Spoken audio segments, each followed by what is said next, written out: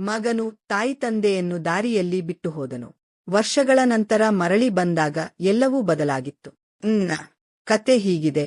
ಸ್ನೇಹಿತರೆ, ಈ ಕಥೆಯನ್ನು ಕೊನೆಯವರೆಗೆ ಖಂಡಿತ ಕೇಳಿ. ಒಂದು ಚಿಕ್ಕ ಮನೆ ಮತ್ತು ದೊಡ್ಡ ಕನಸುಗಳು.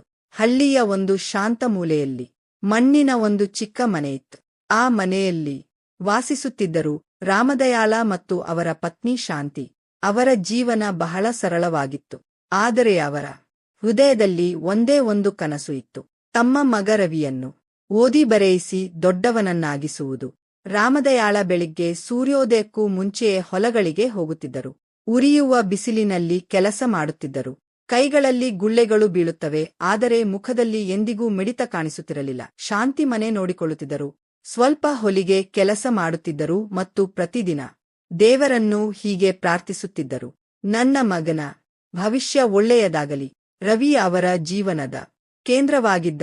ಬಾಲ್ಯದಲ್ಲಿ ಅವನು ತುಂಬಾ ಸರಳ ಮತ್ತು ಅರ್ಥಮಾಡಿಕೊಳ್ಳುವವನಾಗಿದ್ದ. ಶಾಲೆಯಿಂದ ಬಂದು ತಾಯಿಯ ಬಳಿ ಕುಳಿತುಕೊಳ್ಳುತ್ತಿದ್ದ. ಅವರ ಕೈಯಿಂದ ಮಾಡಿದ ಊಟ ತಿನ್ನುತ್ತಿದ್ದ ಮತ್ತು ರಾತ್ರಿ ತಂದೆಯ ಜೊತೆ ಹೊಲದ ಮಾತುಗಳನ್ನು ಕೇಳುತ್ತಾ ನಿದ್ರಿಸುತ್ತಿದ್ದ. ಒಂದು ದಿನ ಶಾಂತಿ ಅವನಿಗೆ ಊಟ ಕೊಡುತ್ತಾ ಹೇಳಿದರು, ಮಗ, ನೀನು ಓದಿಗೆ ಗಮನ ಕೊಡು, ನಾವು ಎಲ್ಲವನ್ನೂ ನೋಡಿಕೊಳ್ಳುತ್ತೇವೆ. ರವಿ ನಗುತ್ತಾ ಹೇಳಿದ, ಅಮ್ಮ, ನಾನು ದೊಡ್ಡವನಾಗಿ ನಿಮಗೆ ಎಂದಿಗೂ ದುಃಖ ಕೊಡುವುದಿಲ್ಲ. ಅವನ ಈ ಮಾತುಗಳೇ ರಾಮದಯಾಳ ಮತ್ತು ಶಾಂತಿಗೆ ಅತಿ ದೊಡ್ಡ ಆಧಾರವಾಗಿದ್ದವು. ಕಾಲ ಕಳೆಯುತ್ತಾ ಹೋಯಿತು. ರವಿಯ ಓದಿನ ವೇಗ ಸ್ಪಷ್ಟವಾಗಿ ಕಾಣಲು ಆರಂಭವಾಯಿತು. ಹಳ್ಳಿಯ ಗುರುಗಳು ಅವನನ್ನು ಹೊಗಳುವುದನ್ನು ನಿಲ್ಲಿಸಲಿಲ್ಲ. ಒಂದು ದಿನ ಅವರು ರಾಮದಯಾಳರಿಗೆ ಹೇಳಿದರು, ನಿಮ್ಮ ಮಗ ತುಂಬಾ ಬುದ್ಧಿವಂತನು. ಇದನ್ನು ನಗರಕ್ಕೆ ಕಳುಹಿಸಿದರೆ ಇವನು ತುಂಬಾ ಮುಂದೆ ಹೋಗಬಹುದು. ರಾಮದಯಾಳರಿಗೆ ಈ ನಿರ್ಧಾರ ಸುಲಭವಾಗಿರಲಿಲ್ಲ. ನಗರಕ್ಕೆ ಕಳುಹಿಸುವುದು ಅಂದರೆ ಖರ್ಚು ಮತ್ತು ಖರ್ಚಿಗೆ ಹಣ ಬೇಕಿತ್ತು. ಅವರ ಬಳಿ ಹೆಚ್ಚು ಏನೂ ಇರಲಿಲ್ಲ, ಕೇವಲ ಸ್ವಲ್ಪ ಜಮೀನು. ಆ ರಾತ್ರಿ ಇಬ್ಬರು ಗಂಡ ಹೆಂಡತಿ ತಡರವರೆಗೆ ಜಾಗರಿಸಿದ್ದರು. ಶಾಂತಿ ಹೇಳಿದರು, ಜಮೀನ್ ಮಾರಬೇಕಾದರೂ ಮಾರಿಬಿಡಿ, ಆದರೆ ಮಗನ ಭವಿಷ್ಯವನ್ನು ತಡೆಯಬೇಡಿ. ರಾಮದಯಾಳಗಾಲ ಉಸಿರೆಳೆದು ಹೇಳಿದರು, ಸೈ, ನಾವು ಎಲ್ಲವನ್ನೂ ಸಹಿಸುತ್ತೇವೆ, ಆದರೆ ಅವನನ್ನು ಮುಂದೆ ಕೊಂಡೊಯ್ಯುತ್ತೇವೆ. ಕೆಲವೇ ದಿನಗಳಲ್ಲಿ ಅವರು ತಮ್ಮ ಜಮೀನಿನ ಒಂದು ಭಾಗವನ್ನು ಮಾರಿದರು ಮತ್ತು ರವಿಯನ್ನು ನಗರಕ್ಕೆ ಕಳುಹಿಸಿದರು. ನಗರಕ್ಕೆ ಹೋಗುವಾಗ ಶಾಂತಿಯ ಕಣ್ಣಿನಲ್ಲಿ ಕಣ್ಣೀರು ಇತ್ತು. ಅವಳು ರವಿಯ ತಲೆಯ ಮೇಲೆ ಕೈ ಇಟ್ಟು ಹೇಳಿದರು, ನಿನ್ನನ್ನು ನೀನೇ ಕಾಳಜಿ ವಹಿಸು ಮಗ, ಮತ್ತು ನಮ್ಮನ್ನು ಮರೆತು ಬಿಡಬೇಡ. ತಾಯಿಯನ್ನು ಅಪ್ಪಿಕೊಂಡು ಹೇಳಿದ, ಅದು ಹೇಗೆ ಸಾಧ್ಯ ಅಮ್ಮ, ನೀವೇ ನನ್ನ ಲೋಕ. ಆರಂಭದಲ್ಲಿ ರವಿ ಪ್ರತಿ ವಾರ ಫೋನ್ ಮಾಡುತ್ತಿದ್ದ, ಅಮ್ಮ, ನಾನು ಚೆನ್ನಾಗಿದ್ದೇನೆ, ಓದು ಚೆನ್ನಾಗಿ ನಡೆಯುತ್ತಿದೆ, ಅಪ್ಪ, ನೀವು ನಿಮ್ಮನ್ನು ನೋಡಿಕೊಳ್ಳಿ. ಅವರ ಸಂತೋಷಕ್ಕೆ ಅಂಚೆ ಇರಲಿಲ್ಲ. ಆದರೆ ನಿಧಾನವಾಗಿ ಎಲ್ಲವೂ ಬದಲಾಗತೊಡಗಿತು. ಫೋನ್ಗಳು ಕಡಿಮೆಯಾಗತೊಡಗಿದವು. ಮೊದಲು ವಾರಕ್ಕೆ ಒಮ್ಮೆ, ನಂತರ ತಿಂಗಳಿಗೆ ಒಮ್ಮೆ, ನಂತರ ಕೇವಲ ಅವನಿಗೆ ಹಣ ಬೇಕಾದಾಗ ಮಾತ್ರ. ಶಾಂತಿ ಪ್ರತಿದಿನ ಫೋನ್ಗಾಗಿ ಕಾಯುತ್ತಿದ್ದರು. ಫೋನ್ ಗಂಟೆ ಬಾರುತ್ತಿದ್ದಂತೆ ಅವಳು ಓಡಿಹೋಗಿ ಎತ್ತುತ್ತಿದ್ದರು. ಆದರೆ ಹಲವಾರು ಬಾರಿ ಅದು ರವಿ ಆಗಿರಲಿಲ್ಲ. ರಾಮದಯಾಳರಿಗೆ ನಗರ ಜೀವನ ಬೇರೆ ಎಂದು ಅರ್ಥವಾಗುತ್ತಿತ್ತು. ಆದರೆ ತಂದೆಯ ಹೃದಯ ಇನ್ನು ಮಗನು ಅವರನ್ನು ನೆನಪಿಸಿಕೊಳ್ಳುವನೆಂದು ಆಶಿಸುತ್ತಿತ್ತು. ಅತ್ತ ನಗರದಲ್ಲಿ ರವಿಯ ಲೋಕ ಬದಲಾಗುತ್ತಿತ್ತು. ಅವನಿಗೆ ಹಳ್ಳಿಯ ಸರಳತೆ ಹಳೆಯದಾಗಿ ಕಾಣತೊಡಗಿತು. ಅವನಿಗೆ ತನ್ನ ತಾಯಿ ತಂದೆಯ ಸರಳ ಜೀವನ ಶೈಲಿ ಒಳ್ಳೆಯದಾಗಿ ಕಾಣುತ್ತಿರಲಿಲ್ಲ. ಅವನು ತನ್ನ ಸ್ನೇಹಿತರ ಮುಂದೆ ತನ್ನ ಮನೆಯ ಸತ್ಯವನ್ನು ಮರೆಮಾಚಲು ಶುರುಮಾಡಿದ. ಒಂದು ದಿನ ಅವನ ಸ್ನೇಹಿತ ಕೇಳಿದ, ನಿನ್ನ ಅಪ್ಪ ಏನು ಮಾಡ್ತಾರೆ? ರವಿ ಒಂದು ಕ್ಷಣ ನಿಂತು ನಂತರ ಹೇಳಿದ, ಅವರಿಗೆ ಬಿಸಿನೆಸ್ ಇದೆ. ಇದು ಮೊದಲ ಸುಳ್ಳು. ಆದರೆ ಇದೇ ಸುಳ್ಳು ನಿಧಾನವಾಗಿ ಅವನ ಅಭ್ಯಾಸವಾಯಿತು. ಈಗ ಅವನಿಗೆ ತನ್ನ ರೈತ ತಂದೆಯ ಬಗ್ಗೆ ನಾಚಿಕೆ ಬರತೊಡಗಿತು. ಕಾಲದೊಂದಿಗೆ ರವಿಯ ಚಿಂತನೆಯು ಬದಲಾಗತೊಡಗಿತು. ಅವನು ತನ್ನ ಕನಸುಗಳನ್ನು ದೊಡ್ಡದಾಗಿಸಿಕೊಂಡ. ಆದರೆ ಆ ಕನಸುಗಳಲ್ಲಿ ತನ್ನ ತಾಯಿ ತಂದೆಗೆ ಜಾಗ ಕಡಿಮೆಯಾಗತೊಡಗಿತು. ಇತ್ತ ಹಳ್ಳಿಯಲ್ಲಿ ರಾಮದಯಾಳ ಮತ್ತು ಶಾಂತಿ ತಮ್ಮ ಮಗನ ಪ್ರತಿಯೊಂದು ಚಿಕ್ಕ ವಿಷಯವನ್ನು ನೆನೆದು ಸಂತೋಷಪಡುವರು. ಶಾಂತಿ ಆಗಾಗ ಹೇಳುತ್ತಿದ್ದರು, ರವಿ ದೊಡ್ಡವನಾದಾಗ ನಾವು ಅವನ ಜೊತೆ ನಗರದಲ್ಲಿ ಇರುತ್ತೇವೆ. ರಾಮದಯಾಳ ಮಂದಹಾಸದಿಂದ ಹೇಳುತ್ತಿದ್ದರು, ಹೌದು, ನಮ್ಮ ಮಗ ನಮ್ಮನ್ನು ಎಂದಿಗೂ ಒಂಟಿಯಾಗಿ ಬಿಡುವುದಿಲ್ಲ. ಆದರೆ ವಿಧಿ ಬೇರೆ ಏನೋ ಬರೆದು ಬಿಟ್ಟಿತ್ತು. ಅವರಿಗೆ ತಿಳಿದಿರಲಿಲ್ಲ. ಯಾವ ಮಗನಿಗಾಗಿ ಅವರು ಎಲ್ಲವನ್ನೂ ತ್ಯಾಗ ಮಾಡಿದರೋ ಅದೇ ಮಗ ಒಂದು ದಿನ ಅವರನ್ನು ತನ್ನ ಜೀವನದಿಂದ ದೂರ ಮಾಡಿಬಿಡುವನು. ನಗರದಲ್ಲಿ ರವಿಯ ಜೀವನ ಈಗ ಸಂಪೂರ್ಣವಾಗಿ ಬದಲಾಗಿತ್ತು. ಓದು ಮುಗಿದ ನಂತರ ಅವನಿಗೆ ಒಳ್ಳೆಯ ಉದ್ಯೋಗ ಸಿಕ್ಕಿತ್ತು. ದೊಡ್ಡ ಆಫೀಸ್, ಒಳ್ಳೆಯ ಬಟ್ಟೆಗಳು, ಹೊಸ ಸ್ನೇಹಿತರು, ಎಲ್ಲವೂ ಅವನು ಕನಸಿನಲ್ಲಿ ಕಂಡಂತೆಯೇ ಇತ್ತು. ಈಗ ಅವನು ಹಳ್ಳಿಯಿಂದ ತುಂಬಾ ದೂರ ಹೋಗಿದ್ದ. ಕೇವಲ ದೂರದಲ್ಲೇ ಅಲ್ಲ, ಚಿಂತನೆಯಲ್ಲಿಯೂ ಕೂಡ. ನಿಧಾನವಾಗಿ ಅವನು ತನ್ನ ಹಳೆಯ ಜೀವನವನ್ನು ಹಿಂದೆ ಬಿಟ್ಟುಬಿಡಲು ಆರಂಭಿಸಿದ. ಹಳ್ಳಿ, ಮಣ್ಣಿನ ಮನೆ, ಹೊಲಗಳಲ್ಲಿ ಶ್ರಮಿಸುವ ತಂದೆ ಮತ್ತು ಸರಳವಾಗಿ ಬದುಕುವ ತಾಯಿ, ಇವೆಲ್ಲವೂ ಈಗ ಅವನ ಹೊಸ ಜಗತ್ತಿಗೆ ಹೊಂದಿಕೆಯಾಗುತ್ತಿರಲಿಲ್ಲ. ಅದೇ ಸಮಯದಲ್ಲಿ ಅವನಿಗೆ ಪ್ರಿಯಾ ಪರಿಚಯವಾಯಿತು. ಪ್ರಿಯಾ ನಗರದಲ್ಲಿ ಬೆಳೆದ, ಓದಿದ ಮತ್ತು ಆಧುನಿಕ ಚಿಂತನೆಯ ಹುಡುಗಿ. ಅವಳು ಪ್ರತಿಯೊಂದು ವಿಷಯದಲ್ಲೂ ಪರ್ಫೆಕ್ಷನ್ ಬಯಸುತ್ತಿದ್ದಳು. ಬದುಕು ರೀತಿ, ಮಾತನಾಡುವ ರೀತಿ ಮತ್ತು ಜನರ ಮಟ್ಟವು. ರವಿಗೆ ಪ್ರಿಯಾ ತುಂಬಾ ಇಷ್ಟವಾಯಿತು. ಅವನೇ ಈಗ ತನ್ನ ಜೀವನ ಪೂರ್ಣಗೊಂಡಂತಾಯಿತು. ಇಬ್ಬರ ಭೇಟಿಗಳು ಹೆಚ್ಚಾಗತೊಡಗಿದವು ಮತ್ತು ಕೆಲವೇ ತಿಂಗಳಲ್ಲಿ ಅವರು ಮದುವೆಯಾಗಲು ನಿರ್ಧರಿಸಿದರು. ಒಂದು ದಿನ ರವಿ ಫೋನ್ ಮಾಡಿ ತನ್ನ ತಾಯ್ತಂದೆಗೆ ಹೇಳಿದ, ಅಮ್ಮ, ನಾನು ಮದುವೆಯಾಗುತ್ತಿದ್ದೇನೆ. ಶಾಂತಿಯ ಸಂತೋಷಕ್ಕೆ ಅಂಚೆ ಇರಲಿಲ್ಲ. ಅವಳ ಕಣ್ಣಿನಲ್ಲಿ ಕಣ್ಣೀರು ತುಂಬಿತು. ಸಂತೋಷದ ಕಣ್ಣೀರು. ನಿಜ ಮಗ, ಸೊಸೆ ಯಾವಾಗ ಬರುತ್ತಾಳೆ? ಅವಳು ಉತ್ಸಾಹದಿಂದ ಕೇಳಿದರು. ರವಿ ಸ್ವಲ್ಪ ತಣ್ಣನೆಯ ಧ್ವನಿಯಲ್ಲಿ ಹೇಳಿದ, ಮದುವೆ ನಗರದಲ್ಲೇ ನಡೆಯುತ್ತದೆ. ನೀವು ಬನ್ನಿ. ರಾಮದಯಾಳ ಮತ್ತು ಶಾಂತಿ ಮೊದಲ ಬಾರಿಗೆ ನಗರಕ್ಕೆ ಹೋಗಲು ಸಿದ್ಧರಾದರು. ಅವರು ತಮ್ಮ ಅತ್ಯುತ್ತಮ ಬಟ್ಟೆಗಳನ್ನು ತೆಗೆದರು. ಅವು ಅವರ ಲೆಕ್ಕದಲ್ಲಿ ಒಳ್ಳೆಯವು. ಆದರೆ ನಗರದ ಕಣ್ಣುಗಳಲ್ಲಿ ತುಂಬಾ ಸರಳ. ಅವರು ಮದುವೆಗೆ ತಲುಪಿದಾಗ ಎಲ್ಲವೂ ಅವರಿಗೆ ಹೊಸದಾಗಿತ್ತು. ದೊಡ್ಡ ಕಟ್ಟಡಗಳು, ಮಿನುಗುವ ಬೆಳಕುಗಳು, ದುಬಾರಿ ಬಟ್ಟೆ ತೊಟ್ಟ ಜನರು ಅವರನ್ನು ವಿಚಿತ್ರವಾಗಿ ನೋಡುತ್ತಿದ್ದರು. ಕೆಲವರು ನಿಧಾನವಾಗಿ ಮಾತಾಡುತ್ತಿದ್ದರು. ಹಳ್ಳಿಯಿಂದ ಬಂದವರಂತೆ ಕಾಣುತ್ತಾರೆ. ಇವರ ಮಗ ಇಲ್ಲಿ ಹೇಗೆ ಹೊಂದಿಕೊಂಡ? ಪ್ರಿಯಾದ ಮನೆಯವರಿಗೂ ಅವರು ಇಷ್ಟವಾಗಲಿಲ್ಲ. ಪ್ರಿಯಾದ ತಾಯಿ ರವಿಯನ್ನು ಒಂದು ಕಡೆಗೆ ಕರೆದು ಹೇಳಿದರು, ಇವರು ನಿನ್ನ ತಾಯ್ತಂದೆಯೇ? ನಮ್ಮ ಬಂಧುಗಳು ಏನು ಅನಿಸಿಕೊಳ್ಳುತ್ತಾರೆ? ರವಿ ಮೌನವಾಗಿದ್ದ. ಅವನು ತನ್ನ ತಾಯ್ತಂದೆಯ ಪರ ನಿಲ್ಲಲಿಲ್ಲ. ಶಾಂತಿ ಇದನ್ನೆಲ್ಲ ಕೇಳಿದರು. ಅವಳ ಹೃದಯ ಒಳಗಿನಿಂದ ಒಡೆದು ಹೋಯಿತು. ಆದರೂ ಮುಖದಲ್ಲಿ ನಗು ಉಳಿಸಿಕೊಂಡಳು. ಅವಳು ಯೋಚಿಸಿದಳು, ಪರವಾಗಿಲ್ಲ, ಮದುವೆಯ ನಂತರ ಎಲ್ಲವೂ ಸರಿಯಾಗುತ್ತದೆ. ಆದರೆ ನಿಜವಾದ ಬದಲಾವಣೆ ಈಗಲೇ ಆರಂಭವಾಗಬೇಕಿತ್ತು. ಮದುವೆಯ ನಂತರ ರವಿ ಮತ್ತು ಪ್ರಿಯಾ ತಮ್ಮ ಫ್ಲಾಟ್ನಲ್ಲಿ ವಾಸಿಸಲು ಶುರುಮಾಡಿದರು. ಕೆಲವು ದಿನಗಳ ನಂತರ ರಾಮದಯಾಳ ಮತ್ತು ಶಾಂತಿಯೂ ಅವರ ಬಳಿ ಬಂದರು. ಇನ್ನು ನಾವು ಮಗನ ಜೊತೆ ಇರುತ್ತೇವೆ ಎಂಬ ಆಸೆ ಅವರದು. ಆರಂಭದ ಕೆಲವು ದಿನಗಳು ಚೆನ್ನಾಗಿದ್ದವು. ಆದರೆ ನಿಧಾನವಾಗಿ ಪ್ರಿಯಾದ ವರ್ತನೆ ಬದಲಾಗತೊಡಗಿತು. ಅವಳಿಗೆ ರಾಮದಯಾಳ ಮತ್ತು ಶಾಂತಿಯಲ್ಲಿರುವುದು ಇಷ್ಟವಾಗಲಿಲ್ಲ. ಅವಳು ಚಿಕ್ಕ ಚಿಕ್ಕ ವಿಷಯಗಳಿಗೂ ಕಿರಿಕಿರಿಗೊಳ್ಳುತ್ತಿದ್ದರು. ಇವರು ಹೀಗೆ ಯಾಕೆ ಮಾಡ್ತಾರೆ? ಇವರಿಗೆ ಏನು ಗೊತ್ತಿಲ್ಲವೇ? ಮನೆಯಲ್ಲಿ ವಿಚಿತ್ರ ವಾತಾವರಣ ಆಗತೊಡಗಿತು. ರವಿ ಎಲ್ಲವನ್ನೂ ಕೇಳುತ್ತಿದ್ದ, ಆದರೆ ಮೌನವಾಗಿದ್ದ. ನಿಧಾನವಾಗಿ ಅವನು ಕೂಡ ತನ್ನ ತಾಯ್ತಂದೆಯಿಂದ ದೂರವಾಗತೊಡಗಿದ.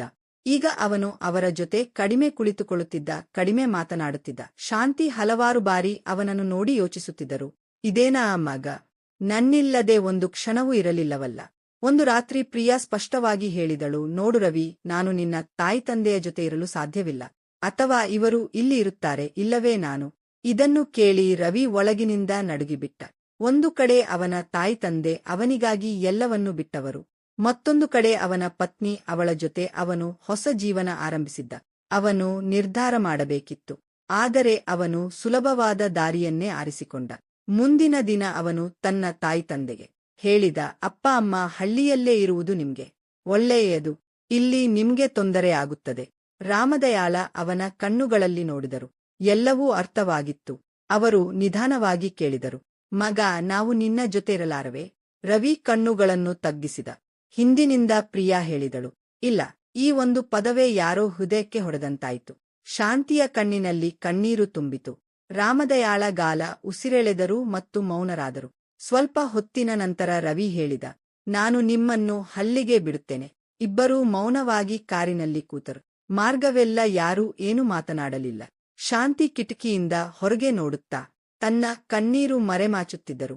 ರಾಮದಯಾಳ ಒಂದೇ ಒಂದು ವಿಚಾರ ಯೋಚಿಸುತ್ತಿದ್ದರು, ನಿಜವಾಗಿಯೂ ನಮ್ಮ ಮಗ ನಮ್ಮನ್ನು ಬಿಟ್ಟು ಹೋಗುತ್ತಿದ್ದಾನೆ? ಕಾರು ಒಂದು ನಿರ್ಜನ ದಾರಿಯಲ್ಲಿ ಬಂದು ನಿಂತಿತು. 4 ಕಡೆ ಮೌನವೇ. ರವಿ ಕಾರನ್ನು ನಿಲ್ಲಿಸಿ ನಿಧಾನವಾಗಿ ಹೇಳಿದ, ಅಪ್ಪ, ನೀವು ಇಲ್ಲೇ ಇಳಿಯಿರಿ. ಇಬ್ಬರೂ ಬೆಚ್ಚಿಬಿದ್ದರು. ಮಗ, ಇದು ಯಾವ ಜಾಗ? ಶಾಂತಿ ನಡುಗುವ ಧ್ವನಿಯಲ್ಲಿ ಕೇಳಿದರು. ರವಿ ದೃಷ್ಟಿ ತಪ್ಪಿಸಿಕೊಂಡ. ನಾನು ಈಗಲೇ ಬರುತ್ತೇನೆ ಎಂದು ಹೇಳಿ ಹಿಂದೆ ನೋಡದೆ ಕಾರನ್ನು ಮುಂದೆ ಚಲಾಯಿಸಿದ. ಧೂಳು ಎದ್ದಿತು ಮತ್ತು ಕಾರು ಕಣ್ಣಿಗೆ ಕಾಣದಂತಾಯಿತು. ರಾಮದಯಾಳ ಮತ್ತು ಶಾಂತಿ ರಸ್ತೆಯ ಮೇಲೆ ನಿಂತೇ ಬಿಟ್ಟರು. ಅವರ ಲೋಕ ಅದೇ ಕ್ಷಣದಲ್ಲಿ ಮುಗಿದು ಹೋಯಿತು. ರಸ್ತೆ ನಿರ್ಜನವಾಗಿತ್ತು. 4 ಕಡೆ ಕೇವಲ ಗಾಳಿಯ ಶಬ್ದ. ಮತ್ತು ಆ ಗಾಳಿಯಲ್ಲಿ ಒಂದು ವಿಚಿತ್ರ ಖಾಲಿತನ ಬೆರೆತಿತ್ತು. ರಾಮದಯಾಳ ಮತ್ತು ಶಾಂತಿಯಲ್ಲೇ ನಿಂತಿದ್ದರು. ಅವರದೇ ಮಗ ಅವರನ್ನು ಬಿಟ್ಟು ಹೋದ ಜಾಗದಲ್ಲಿ. ಕೆಲವು ಕ್ಷಣಗಳವರೆಗೆ ಇಬ್ಬರಿಗೂ ಏನಾಯಿತು ಎಂಬುದೇ ಅರ್ಥವಾಗಲಿಲ್ಲ. ನಂತರ ನಿಧಾನವಾಗಿ ಸತ್ಯ ಮುಂದೆ ಬರತೊಡಗಿತು. ಶಾಂತಿ ಅಲ್ಲೇ ನೆಲದ ಮೇಲೆ ಕುಳಿತರು. ಅವಳ ಕಣ್ಣೀರು ನಿಲ್ಲಲೇ ಇಲ್ಲ. ನಮ್ಮ ಮಗ ನಮ್ಮನ್ನು ಹೀಗೆ ಬಿಟ್ಟು ಹೋದ. ಅವಳ ಧ್ವನಿ ನಡುಗುತ್ತಿತ್ತು. ರಾಮದಯಾಳ ಮೌನವಾಗಿದ್ದರು. ಅವರೊಳಗೆ ತುಂಬಾ ಏನೋ ಒಡೆದು ಹೋಗಿತ್ತು. ಆದರೆ ಅವರು ತಮ್ಮನ್ನು ತಾವು ಹಿಡಿದುಕೊಂಡರು. ಅವರು ಶಾಂತಿಯ ಭುಜದ ಮೇಲೆ ಕೈ ಇಟ್ಟು ಹೇಳಿದರು, ಅಳಬೇಡ. ಇನ್ನು ನಾವು ನಮ್ಮನ್ನೇ ನೋಡಿಕೊಳ್ಳಬೇಕು. ಆದರೆ ಒಬ್ಬ ತಂದೆಯ ಹೃದಯ ಎಷ್ಟು ಬಲವಾಗಿರಬಹುದು?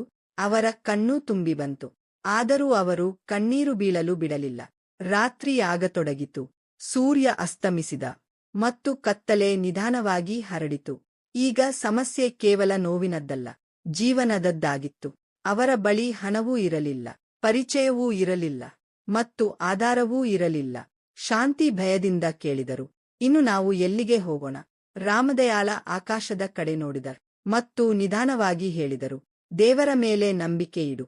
ಅವರು ಖಂಡಿತ ಯಾವುದೋ ದಾರಿ ತೋರಿಸುತ್ತಾರೆ. ಆದರೆ ಆ ರಾತ್ರಿ ದಾರಿ ತುಂಬಾ ದೂರವಾಗಿತ್ತು. ಇಬ್ಬರೂ ಒಂದು ಮರದ ಕೆಳಗೆ ಕುಳಿತರು. ತಂಪಾದ ಗಾಳಿ ಬೀಸುತ್ತಿತ್ತು. ಹಸಿವು ಆಗಿತ್ತು, ಆದರೆ ತಿನ್ನಲು ಏನೂ ಇರಲಿಲ್ಲ. ಶಾಂತಿ ತಮ್ಮ ತಲೆಯನ್ನು ರಾಮದಯಾಳರ ಭುಜದ ಮೇಲೆ ಇಟ್ಟು ನಿಧಾನವಾಗಿ ಅಳುತ್ತಾ ನಿದ್ರಿಸಿದರು. ರಾಮದಯಾಳ ಸಂಪೂರ್ಣ ರಾತ್ರಿ ಜಾಗರಿಸಿದ್ದರು. ಪ್ರತಿ ಹಾದು ಹೋಗುವ ಶಬ್ದಕ್ಕೂ ಬೆಚ್ಚಿ ಬೀಳುತ್ತಿದ್ದರು. ಎಲ್ಲಿ ಯಾವುದಾದರೂ ಅಪಾಯ ಬಾರದಿರಲಿ. ಅವರ ದೃಷ್ಟಿ ಮತ್ತೆ ಮತ್ತೆ ಆ ದಾರಿಯ ಕಡೆ ಹೋಗುತ್ತಿತ್ತು. ಬಹುಶಃ ರವಿ ಹಿಂದಿರುಗಬಹುದೇನೋ. ಆದರೆ ಅವನು ಬಂದಿಲ್ಲ. ಬೆಳಗ್ಗೆ ಆಯಿತು. ಸೂರ್ಯನ ಬೆಳಕು ರಾತ್ರಿ ಕತ್ತಲನ್ನು ತೆಗೆದುಹಾಕಿತು. ಆದರೆ ಅವರ ಜೀವನದ ಕತ್ತಲೆ ಇನ್ನೂ ಅಲ್ಲೇ ಇತ್ತು. ಅಷ್ಟರಲ್ಲಿ ಒಬ್ಬ ವೃದ್ಧ ಅಲ್ಲಿ ಹಾದು ಹೋದ. ಅವನು ಇಬ್ಬರನ್ನೂ ನೋಡಿ ನಿಂತುಬಿಟ್ಟ. ನೀವು ಇಲ್ಲಿ ಏನು ಮಾಡುತ್ತಿದ್ದೀರಿ? ಅವನು ಕೇಳಿದ. ರಾಮದಯಾಳ ನಿಧಾನವಾಗಿ ಸಂಪೂರ್ಣ ಕಥೆಯನ್ನು ಹೇಳಿಬಿಟ್ಟ. ವೃದ್ಧನ ಕಣ್ಣುಗಳು ತುಂಬಿಕೊಂಡವು. ಇಂದಿನ ಕಾಲದಲ್ಲೂ ಯಾರಾದರೂ ತಮ್ಮ ತಾಯಿ ತಂದೆಯರ ಜೊತೆ ಹೀಗೆ ವರ್ತಿಸುತ್ತಾರ್ಯಾ? ದುಃಖದಿಂದ ಅವನು ಹೇಳಿದ. ಅವನ ಹೆಸರು ಹರಿನಾಥ. ಅವನು ಹೇಳಿದ, ನನ್ನ ಜೊತೆ ಬನ್ನಿ. ನನ್ನ ಮನೆ ಚಿಕ್ಕದು, ಆದರೆ ಹೃದಯ ಚಿಕ್ಕದಲ್ಲ. ರಾಮದಯಾಳ ಮೊದಲು ನಿರಾಕರಿಸಿದ. ನಾವು ನಿಮ್ಗೆ ತೊಂದರೆ ಕೊಡಲು ಬಯಸುವುದಿಲ್ಲ. ಹರಿನಾಥ ನಗುತ್ತ ಹೇಳಿದ, ತೊಂದರೆ ಅಲ್ಲ, ಸೇವೆ ಎಂದುಕೊಳ್ಳಿ. ಕೊನೆಗೆ ಇಬ್ಬರೂ ಅವನ ಜೊತೆ ಹೋಗಿದರು. ಹರಿತನ ಮನೆ ಬಹಳ ಸರಳವಾಗಿತ್ತು. ಒಡೆದ ಗೋಡೆಗಳು, ಚಿಕ್ಕದಾದ ಕೊಠಡಿ, ಆದರೆ ಅಲ್ಲಿ ಒಂದು ಆತ್ಮೀಯತೆ ಇತ್ತು. ಅದು ಅವರಿಗೆ ತಮ್ಮ ಮಗನ ಮನೆಯಲ್ಲಿ ಸಿಗಲಿಲ್ಲ. ಶಾಂತಿ ನಿಧಾನವಾಗಿ ಮನೆಯ ಕೆಲಸವನ್ನು ನೋಡಿಕೊಳ್ಳಲು ಆರಂಭಿಸಿದಳು. ಹರಿನಾಥನಿಗಾಗಿ ಊಟ ಮಾಡತೊಡಗಿದಳು. ರಾಮದಯಾಳ ಕೂಡ ಖಾಲಿ ಕೂತಿರಲಿಲ್ಲ. ಅವರು ಸುತ್ತಮುತ್ತ ಸಣ್ಣಪುಟ್ಟ ಕೆಲಸಗಳನ್ನು ಹುಡುಕತೊಡಗಿದರು. ಕೆಲವು ದಿನಗಳ ನಂತರ ರಾಮದಯಾಳ ಹೇಳಿದರು, ನಾವು ಯಾರ ಮೇಲೂ ಭಾರವಾಗಿ ಬಾಳಲು ಸಾಧ್ಯವಿಲ್ಲ. ಅವರು ದೇವಸ್ಥಾನದ ಹೊರಗೆ ಒಂದು ಚಿಕ್ಕ ಚಹಾ ಗಾಡಿ ಇಡುವ ನಿರ್ಧಾರ ಮಾಡಿದರು. ಆರಂಭ ಬಹಳ ಕಷ್ಟವಾಗಿತ್ತು. ಮೊದಲ ದಿನ ಕೇವಲ 2 ಕಪ್ ಚಹಾ ಮಾರಾಟವಾಯಿತು. 2ನೇ ದಿನ 4, 3ನೇ ದಿನ 6. ಆದರೆ ಅವರು ಸೋಲಲಿಲ್ಲ. ಶಾಂತಿ ಕೂಡ ಅವರ ಜೊತೆ ಕುಳಿತಿದ್ದಳು. ಇಬ್ಬರೂ ಸೇರಿ ಚಹಾ ಮಾಡುತ್ತಿದ್ದರು, ಜನರಿಗೆ ಕೊಡುತ್ತಿದ್ದರು ಮತ್ತು ನಗಲು ಪ್ರಯತ್ನಿಸುತ್ತಿದ್ದರು. ನಿಧಾನವಾಗಿ ಅವರ ಚಹಾ ಜನರಿಗೆ ಇಷ್ಟವಾಗತೊಡಗಿತು. ಜನರು ಹೇಳುತ್ತಿದ್ದರು, ಇವರ ಚಹಾದಲ್ಲಿ ಏನೋ ವಿಶೇಷ ಇದೆ. ನಿಜವಾಗಿ ಆ ರುಚಿ ಚಹಾದದ್ದು ಅಲ್ಲ, ಅವರ ಹೋರಾಟ ಮತ್ತು ಸತ್ಯದದ್ದು. ಯಾರು ಅವರ ಕಥೆ ಕೇಳಿದರೂ ಅವರ ಕಣ್ಣುಗಳು ತೇವವಾಗುತ್ತಿತ್ತು. ಒಬ್ಬ ಹುಡುಗ ಪ್ರತಿದಿನ ಚಹಾ ಕುಡಿಯಲು ಬರುತ್ತಿದ್ದ. ಒಂದು ದಿನ ಅವನು ಕೇಳಿದ, ಬಾಬಾ, ನಿಮ್ಮ ಮಗ ಎಲ್ಲಿದ್ದಾನೆ? ರಾಮದಯಾಳ ಕೆಲವು ಕ್ಷಣ ಮೌನವಾಗಿದ್ದರು. ನಂತರ ಸಣ್ಣ ನಗೆಯೊಂದಿಗೆ ಹೇಳಿದರು, ಎಲ್ಲೋ ಇರಬಹುದು, ಸಂತೋಷವಾಗಿರಬಹುದು. ತಮ್ಮ ನೋವನ್ನು ಅವರು ಪದಗಳಲ್ಲಿ ಬದಲಿಸಲಿಲ್ಲ. ರಾತ್ರಿ ಎಲ್ಲರೂ ಮಲಗಿದಾಗ ಶಾಂತಿ ಮೌನವಾಗಿ ಅಳುತ್ತಿದ್ದಳು. ಅವಳು ರವಿಯ ಬಾಲ್ಯದ ಮಾತುಗಳನ್ನು ನೆನಪಿಸಿಕೊಳ್ಳುತ್ತಿದ್ದಳು. ಅಮ್ಮ, ನಾನು ನಿಮಗೆ ಎಂದಿಗೂ ದುಃಖ ಕೊಡಲ್ಲ. ಅವಳು ಪ್ರತಿರಾತ್ರಿ ದೇವರನ್ನು ಒಂದೇ ಪ್ರಾರ್ಥನೆ ಮಾಡುತ್ತಿದ್ದಳು, ಒಮ್ಮೆ ನನ್ನ ಮಗ ಮರಳಿ ಬರಲಿ ಅಷ್ಟೇ. ದಿನಗಳು ಕಳೆಯುತ್ತಾ ಹೋದವು. ತಿಂಗಳುಗಳು ವರ್ಷಗಳಾದವು. ರವಿ ಎಂದಿಗೂ ಮರಳಿ ಬಂದಿಲ್ಲ. ಆದರೆ ರಾಮದಯಾಳ ಮತ್ತು ಶಾಂತಿ ಬದುಕುವುದನ್ನು ನಿಲ್ಲಿಸಲಿಲ್ಲ. ಅವರು ತಮ್ಮ ನೋವನ್ನು ಶಕ್ತಿಯನ್ನಾಗಿ ಮಾಡಿಕೊಂಡರು. ಅವರ ಚಹಾ ಗಾಡಿ ಈಗ ಸ್ವಲ್ಪ ಚೆನ್ನಾಗಿ ನಡೆಯತೊಡಗಿತ್ತು. ಜನರು ಅವರಿಗೆ ಗೌರವ ಕೊಡತೊಡಗಿದರು. ಆದರೆ ಹೃದಯದ ಒಂದು ಮೂಲೆಯಲ್ಲಿ ಒಂದು ಖಾಲಿ ಜಾಗ ಸದಾ ಉಳಿಯಿತು. ಒಂದು ದಿನ ದೇವಸ್ಥಾನದ ಹೊರಗೆ ಒಂದು ದೊಡ್ಡ ಕಾರು ಬಂದು ನಿಂತಿತು. ಅದರಿಂದ ಒಬ್ಬ ವ್ಯಕ್ತಿ ಇಳಿದ.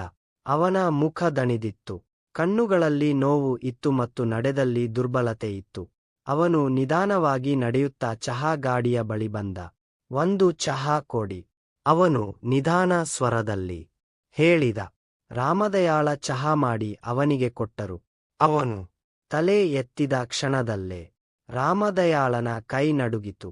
ಆ ಮುಖ ಬಹಳ ಪರಿಚಿತವಾಗಿತ್ತು. ಅವನು ಬೇರೆ ಯಾರೂ ಅಲ್ಲ, ಅವರದೇ ಮಗ ರವಿ. ಈಗಂತೂ ಮೊದಲಿಗಿಂತಲೂ ಚೆನ್ನಾಗಿ ಚಹಾ ಮಾಡುತ್ತೀಯಲ್ಲ. ರವಿಯ ಮುಖದಲ್ಲಿ ಸಣ್ಣ ನಗು ಮೂಡಿತು. ಬಹಳ ಕಾಲದ ನಂತರ ಅವನಿಗೆ ಪರಿಶ್ರಮದ ಸಂತೋಷ ಅನುಭವವಾಯಿತು.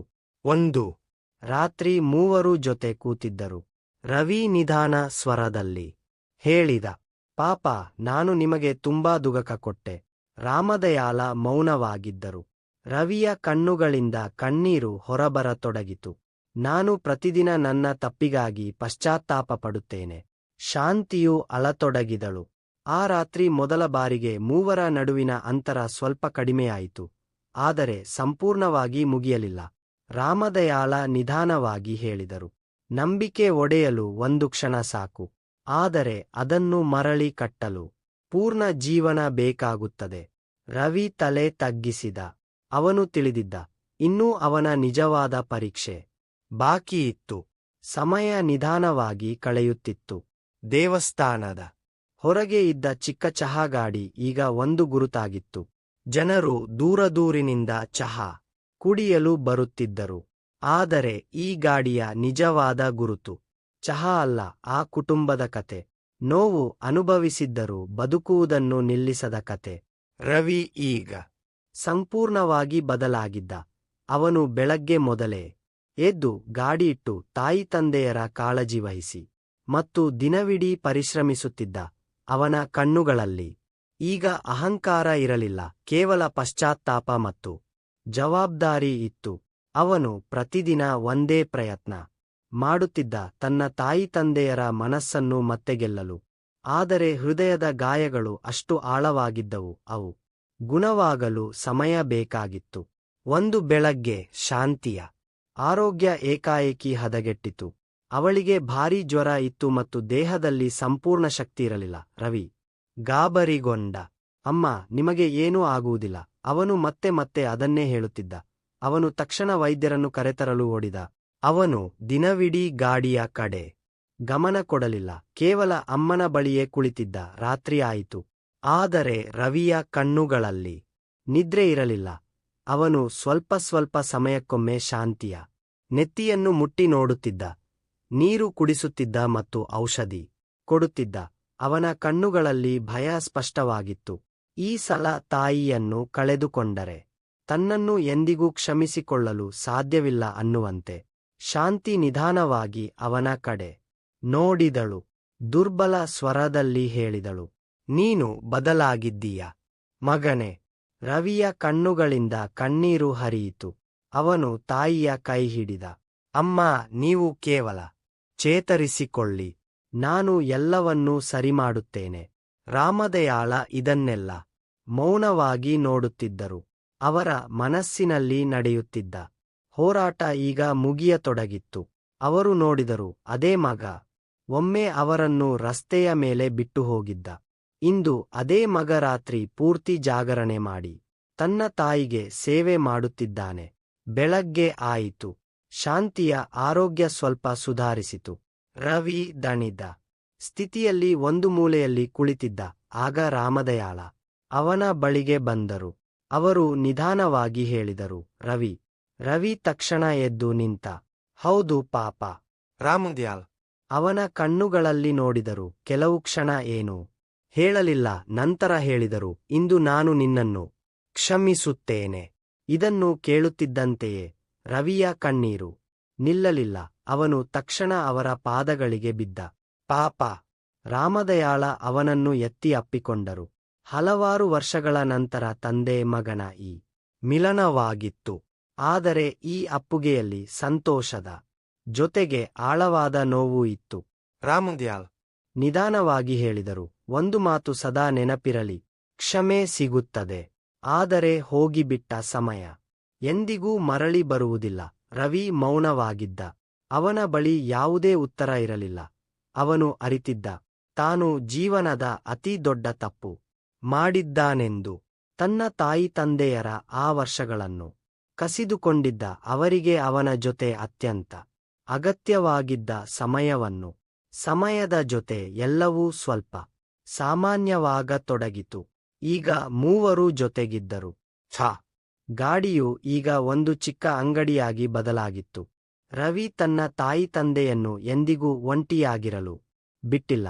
ಅವನು ಪ್ರತಿದಿನ ಅವರಿಗೆ ಸೇವೆ ಮಾಡುತ್ತಿದ್ದ, ಅವರ ಕಾಳಜಿ ವಹಿಸುತ್ತಿದ್ದ ಮತ್ತು ಅವರ ಜೊತೆ ಸಮಯ ಕಳೆಯುತ್ತಿದ್ದ. ಆದರೆ ಅವನ ಹೃದಯದಲ್ಲಿ ಒಂದು ಮಾತು ಸದಾ ಇತ್ತು. ಆ ವರ್ಷಗಳು ಯಾವತ್ತೂ ಮರಳಿ ಬಾರದವು. ಒಂದು ರಾತ್ರಿ ರಾಮದಯಾಳ ಒಬ್ಬರೇ ಕುಳಿತು ಆಕಾಶದ ಕಡೆ ನೋಡುತ್ತಿದ್ದರು. ಅವರು ನಿಧಾನವಾಗಿ ಹೇಳಿದರು, ದೇವರೇ, ನೀನು ನನ್ನ ಮಗನನ್ನು ಮರಳಿ ಕೊಟ್ಟೆ, ಅದಕ್ಕಾಗಿ ಧನ್ಯವಾದಗಳು. ಆದರೆ ಅವರ ಕಣ್ಣುಗಳಲ್ಲಿ ಒಂದು ಅಪೂರ್ಣತೆ ಇತ್ತು. ಬಹುಶಃ ಯಾಕೆಂದರೆ ಕಳೆದುಹೋದ ಕೆಲವು ಸಂಗತಿಗಳು ಸಂಪೂರ್ಣವಾಗಿ ಮರಳಿ ಬರುವುದಿಲ್ಲ. ಮತ್ತು ಇದೇ ಈ ಕಥೆಯ ಅತಿ ದೊಡ್ಡ ಸತ್ಯ. ತಾಯಿ ತಂದೆಯರ ಪ್ರೀತಿಯೆಂದಿಗೂ ಮುಗಿಯುವುದಿಲ್ಲ, ಆದರೆ ಅವರ ಹೃದಯ ಒಮ್ಮೆ ಒಡೆದರೆ ಅದನ್ನು ಜೋಡಿಸಲು ಪೂರ್ಣ ಜೀವನ ಬೇಕಾಗುತ್ತದೆ. ಆದ್ದರಿಂದ ಅವರು ನಿಮ್ಮ ಜೊತೆ ಇರುವವರೆಗೆ ಅವರ ಮೌಲ್ಯ ತಿಳಿಯಿರಿ, ಯಾಕೆಂದರೆ ಸಮಯ ಎಂದಿಗೂ ಹಿಂದಿರುಗುವುದಿಲ್ಲ. ಹೀಗಾಗಿ ಸ್ನೇಹಿತರೆ, ಇದು ಅಂತಹ ಒಂದು ಕತೆ. ಅದು ನಮ್ಮನ್ನು ಒಳಗೂ ನಡುಗಿಸುತ್ತದೆ. ನಿಮ್ಗೆ ಈ ಕತೆ ಹೇಗನಿಸಿತು? ನೀವು ಕೂಡ ಯಾವಾಗಲಾದರೂ ನಿಮ್ಮ ಯಾರನ್ನಾದರೂ ನಿರ್ಲಕ್ಷ್ಯ ಮಾಡಿದ್ದೀರಾ? ಕಾಮೆಂಟ್ನಲ್ಲಿ ಖಂಡಿತವಾಗಿ ತಿಳಿಸಿ. ನಿಮ್ಮ ಪ್ರತಿಯೊಂದು ಪದವೂ ನಮ್ಮಿಗೆ ತುಂಬಾ ಮಹತ್ವದ್ದಾಗಿದೆ. ಕತೆ ನಿಮ್ಮ ಹೃದಯವನ್ನು ಮುಟ್ಟಿದ್ದರೆ ವಿಡಿಯೋಗೆ ಲೈಕ್ ಮಾಡಿ, ನಿಮ್ಮ ಸ್ನೇಹಿತರು ಮತ್ತು ಕುಟುಂಬದೊಂದಿಗೆ ಹಂಚಿಕೊಳ್ಳಿ ಮತ್ತು ಇಂತಹ ಹೃದಯ ಮುಟ್ಟುವ ಕತೆಗಳಿಗಾಗಿ ಚಾನೆಲ್ನು ಸಬ್ಸ್ಕ್ರೈಬ್ ಮಾಡಲು ಮರೆತಬೇಡಿ. ಯಾಕೆಂದರೆ ಇಲ್ಲಿ ಸಿಗುವವು ಅಂತಹ ಕತೆಗಳು, ಅವು ಕೇವಲ ಕೇಳಿಸಿಕೊಳ್ಳುವುದಲ್ಲ, ಹೃದಯದಲ್ಲಿ ನೆಲೆಸುತ್ತವೆ.